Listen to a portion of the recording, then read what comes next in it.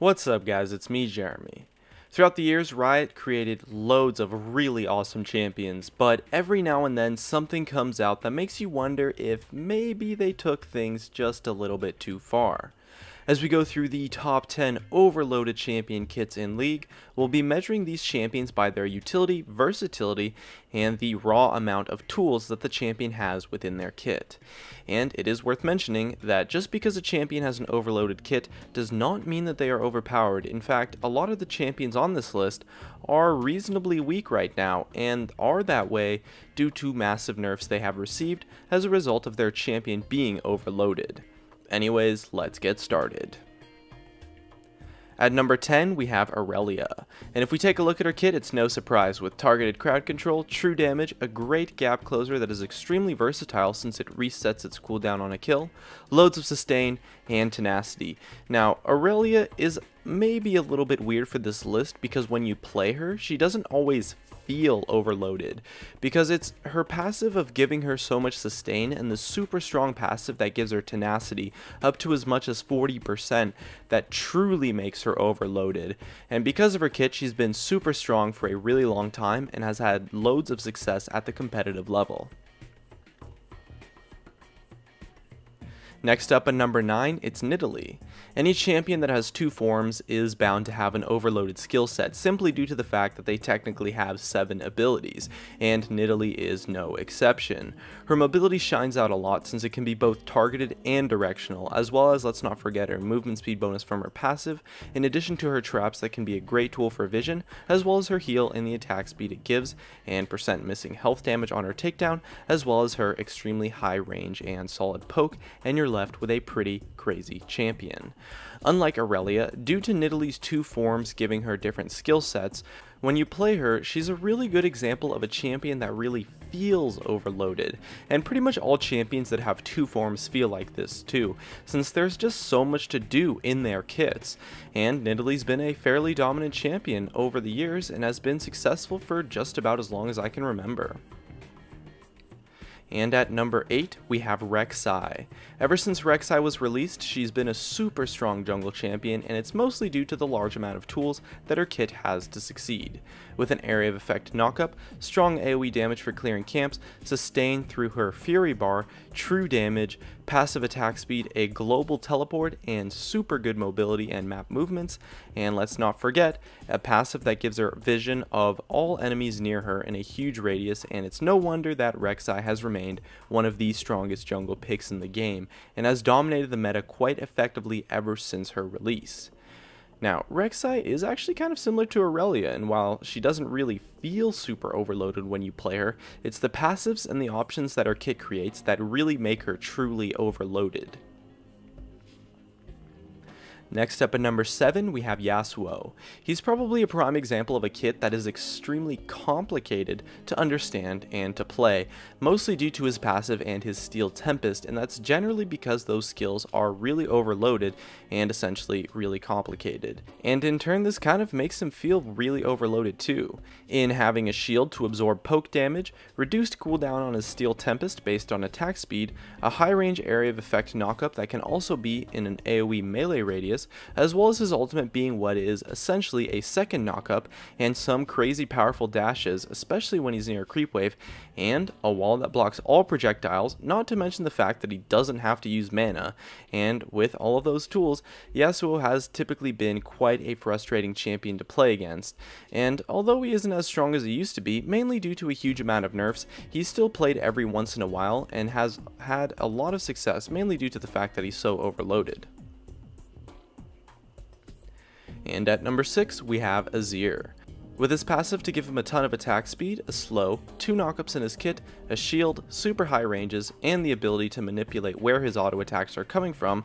and having auto attacks scaling off of AP, extremely high ranged mobility, and let's not forget the ability to create turrets, and you're left with a champion that has some actually really difficult mechanics because of how overloaded his kit is, but when played at the highest level, the true power due to the raw tools in his kit really shines through. He fell off a tiny bit from the meta when Riot nerfed his ranges super hard, but he's always been a champion that really feels like he has so much potential within his kit when you play him, and after giving some love to his ranges again, he's easily a top tier mid laner right now.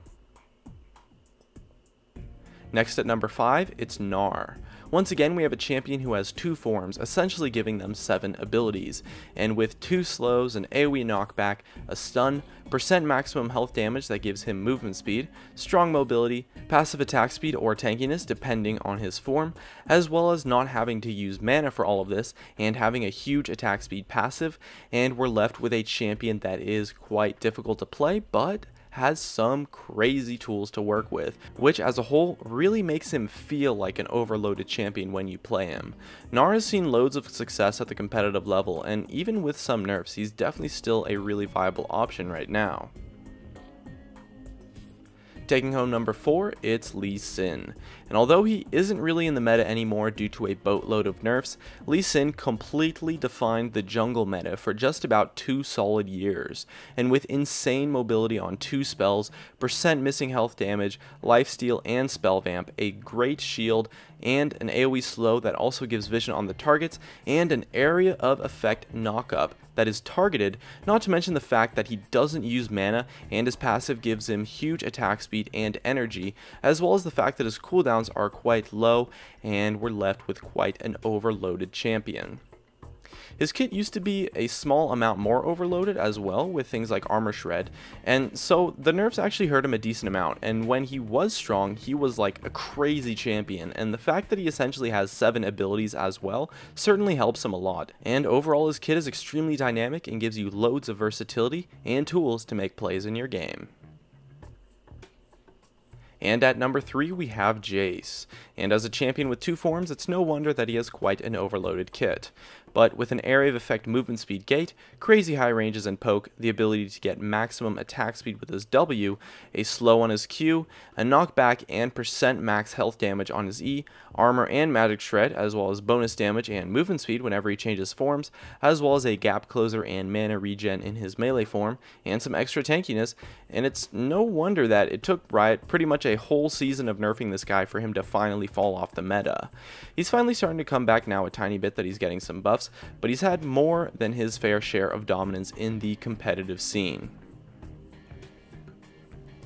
Next up at number 2 is one of the newest champions, Ekko, and even though it's still close to his release, it's no secret that this guy's kit is pretty crazy. He's got a crazy area of effect stun that also gives him a great shield, a passive that slows and gives him movement speed, another slow on his Time Winder, percent missing health damage, a double dash on his phase drive, and another jump on his ultimate that heals him for a ton and makes him untargetable, and we're left with a pretty crazy champion on his release. Although the nerfs to his kit are definitely going to tone him down a little bit, his kit is still quite overloaded since he has so many tools and so much utility and versatility. And lastly, taking home the number 1 spot, we have Elise. And as another champion with 2 forms, giving her what is essentially 7 abilities, and her dominance throughout the years, it's no surprise that she takes the number 1 spot with her stun, sustain, percent max health damage, percent missing health damage, spiderlings that can be used to tank things and block skill shots, and overall give a ton of utility, passive attack speed, insanely high ranged mobility that gives her bonus damage and bonus healing, and not to mention the tankiness and move speed her spider form provides, and add into the fact all of that she has quite low cooldowns on her kit overall, and we're left with a champion that was once crazy powerful and has only fallen out of the meta due to an insane amount of nerfs. Elise's utility and versatility allowed her to dominate the metagame for a fairly long time until she pretty much just got nerfed into the ground. Her overloaded kit gave her the crazy tools she needed to shine through and succeed on pretty much any role in the game, except for AD carry really. And so Elise takes my number 1 spot for the most overloaded kit in League of Legends. And that just about wraps it up. If you enjoyed the video, make sure to subscribe and hit that like button, as well as you can check out some of my other videos on the screen too to help support me. Thank you guys so much for watching, and of course, I'll see you guys next time.